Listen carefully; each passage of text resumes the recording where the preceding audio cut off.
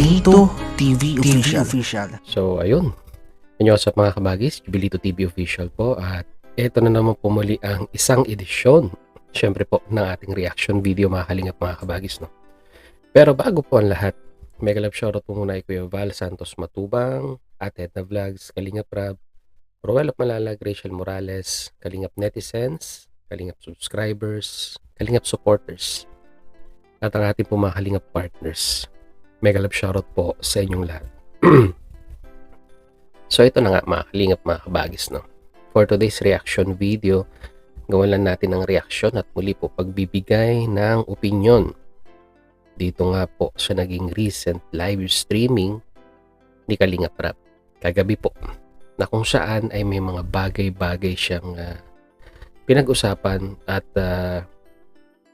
sabihin na nating panawagan yan sa mga di lamang po sa mga partners, sa mga Kalingap partners, kasama na rin po ang mga reactors at mga defenders yan.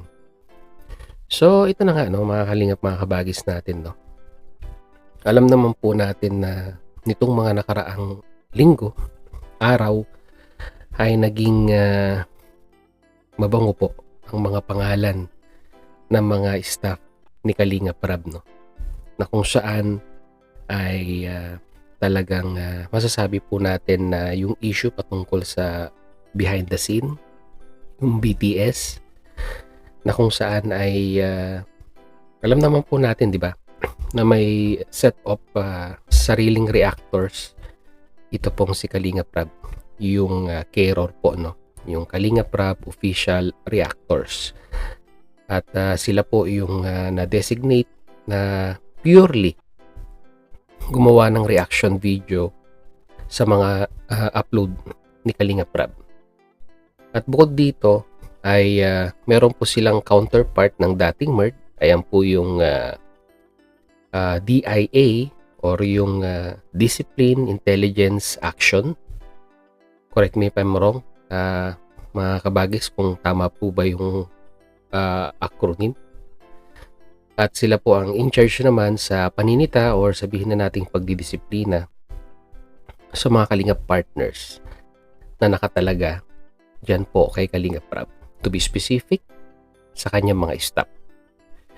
So alam din naman po natin na itong mga nakaraang linggo ay may mga, sabihin na natin, staff ni Kalingap Rab or mga Kalingap partners na kasama ni Kalingap Rab ang patuloy pa rin ang pagkukwento, pagbibigay ng update sa mga Kalingap netizens natin regarding po sa mga lab team na kanilang sinusubaybayan sa channel ni Kalingap Rab.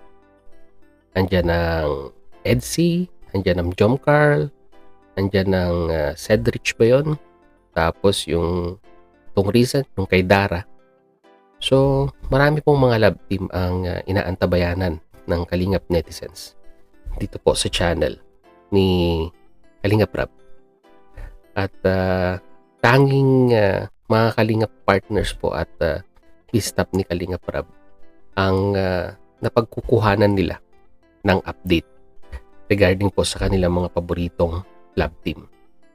Which is, ang panawagan nga po ng mga netizens, lalong-lalo na po yung DIA po, no, na huwag pong mag-BTS or huwag pong i-discuss sa kanilang mga channel yung patungkol sa mga updates regarding nga po sa mga lab team na sinusubaybayan nila. At honestly speaking, mga Kalingap mga kabagis, yung pong panawagan na iyon ay talagang hindi po nasusunod. May mga mangilan-ngilan ng mga Kalingap partners natin na naka-assign kay Kalingap Rab ang talagang patuloy pa rin po na gumagawa ng updates sa mga lab team. At dahil nga po dito ay alam nyo naman, ang bawat mga Kalingap partners na naka-assign kay Kalingap Rab ay malalaki na po ang community niyan at may kanya-kanya na po silang mga, sabihin na natin, talagang solid na sumusuporta sa kanila. At mahigit mga 100,000 subscribers na po yan halos yung mga staff ni Kalinga Prab. Which is masasabi po natin talaga, kagaya ng sinabi ko kanina, may sarili na po silang community at followers. At yung mga iba dyan na sumusuporta sa mga staff ni Kalinga Prab ay sabihin na nating sumasama ang loob pag yung sinusuportahan po nila ay nasisita po ng mga DIA or yung Discipline Intelligence Action Group na binuo po, no? At dito po ay sabihin na nating napapasama yung imahe ng dalawa sa mga, sabihin na nating founding members ng KROR at ng DIA na si Madam Lena Barbose at saka si Marilyn Pablo or si Marilyn TV. Yun. Marilyn TV po. Correction po. At dito sa live ni Kalinga Prab ay may panawagan siya sa mga viewers at mga solid na sumusuporta po sa mga lab team. To be specific, solid na sumusuporta kay Kalinga Prab at sa Team Kalingap. So yun po ang gagawan po natin ng reaction video for today. Haba ng intro, no? Naabot ng 6 minutes.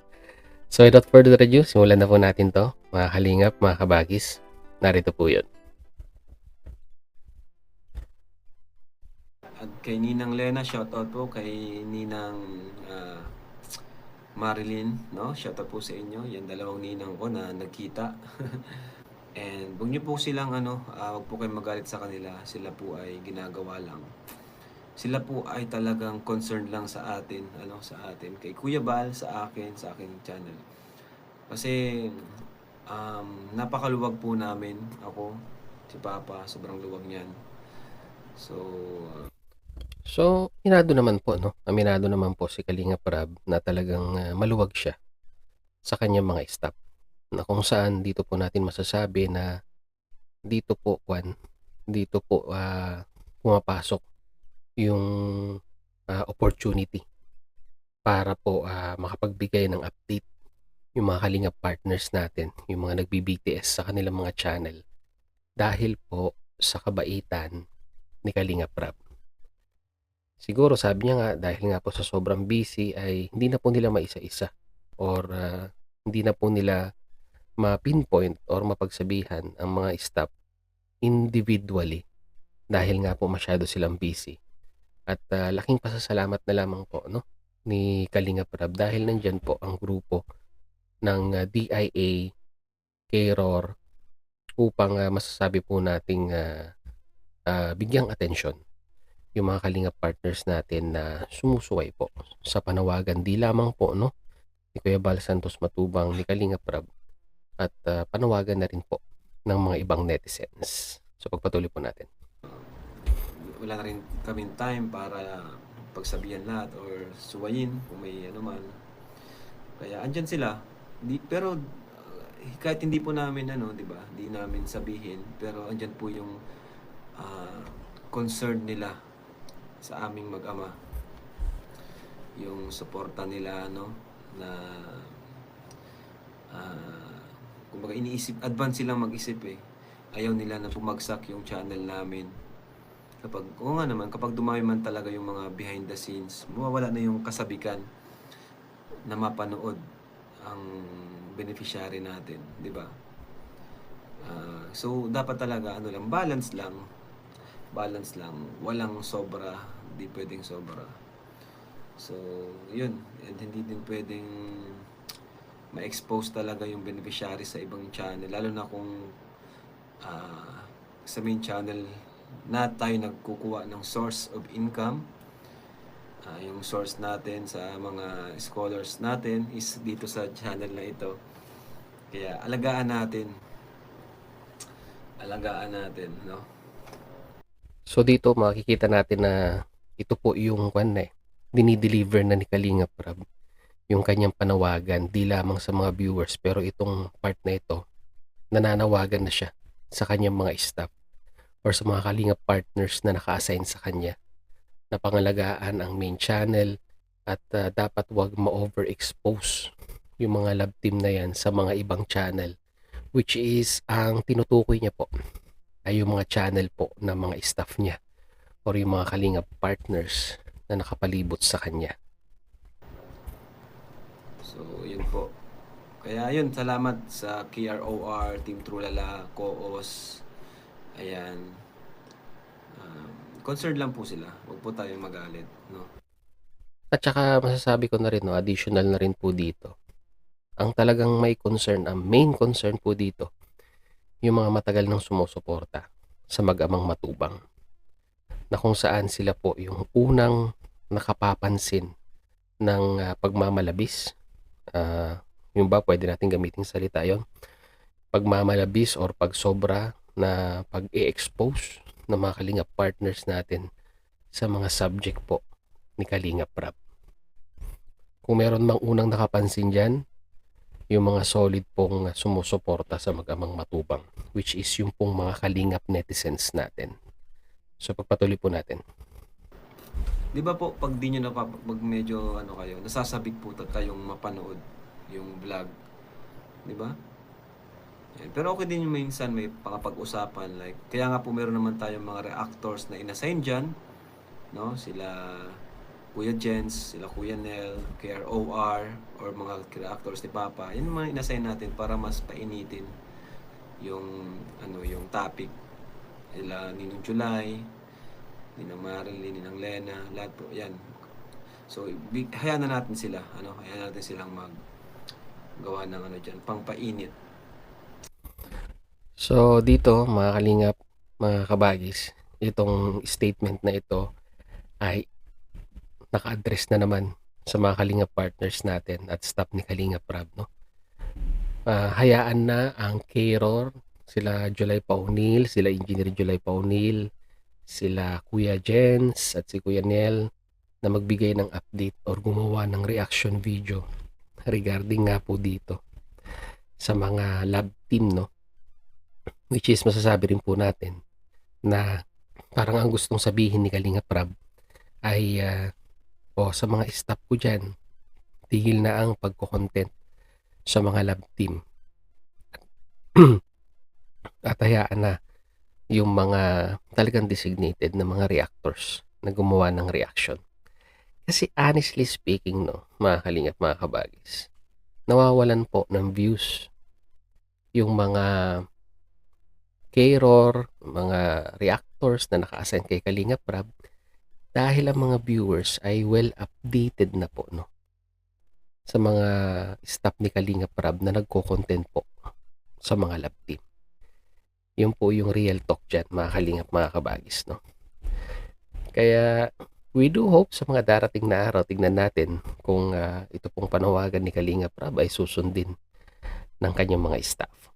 So pagpatuloy po natin. Kasi pag yung BTS ay ibang usapan na po yun eh. Kumbaga, nakita na nila yung nangyayari, yung talagang actual na pangyayari. But yung reaction is lang, opinion lang, haka-haka ng mga nagsasalita, mga reactors. Ayan, mamaya po sa...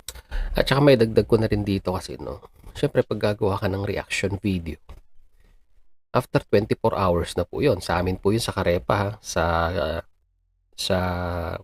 K-Roar, iba ang nila.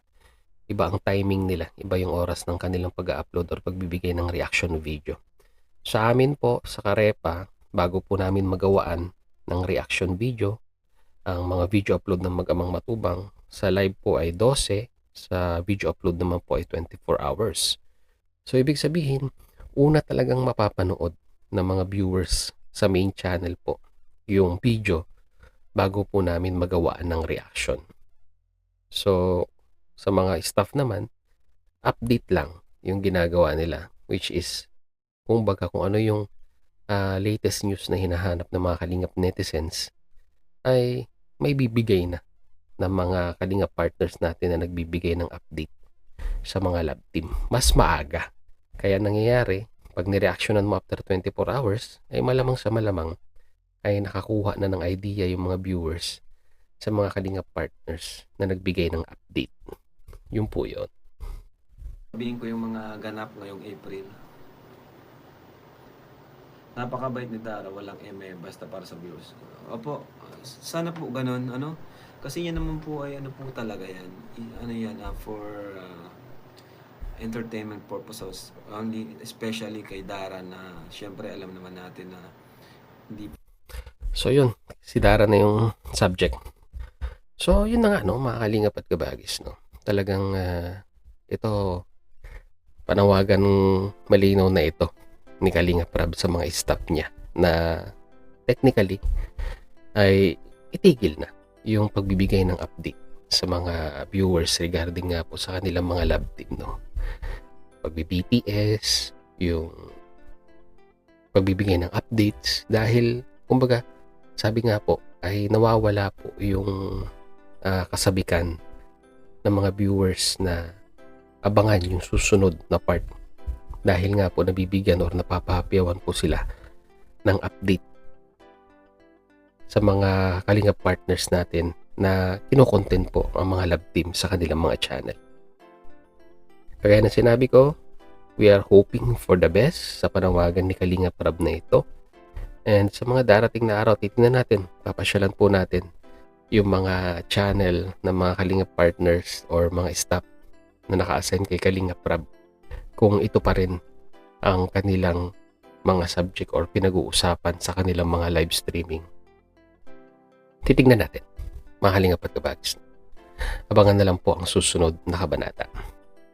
So, ayun, mag-comment na lang po kayo sa ating comment section. Be considerate sa pagko-comment po. Iwasan po nating gumawa ng komosyon or ng issue na kung saan ay huwag po tayo mag-comment na masyadong below the belt. Dahil po, kagaya ng lagi ko pong sinasabi, pag nakikita ko pong yung komosyon ay masyadong mataas sa comment section, ita-turn off ko po yan, mga Kalingap at kabagis. So, yun. Kung na lang po natin, muli, supportahan po natin Bal Santos Matubang, Ate Edna Vlogs, Kalingap Rab, Ruel of Malalag, Rachel Morales. Subscribe po natin, no, ang kanilang mga YouTube channel. Ganon din po, isama nyo na rin po Jubilito TV Official. Yan. Tsaka yung FB page natin, Paksa ng Buhay, Aking Gabay, na may red banner pong Jubilito TV Official. So hanggang dito na lang, mga Kalingap at kabagis, no. Once again, Jubilito TV Official. Proud member po ng team ko sa ng Karepa Year 2024. So always say, mga Kalingap at kabagis, peace, God first. God bless po. Bye.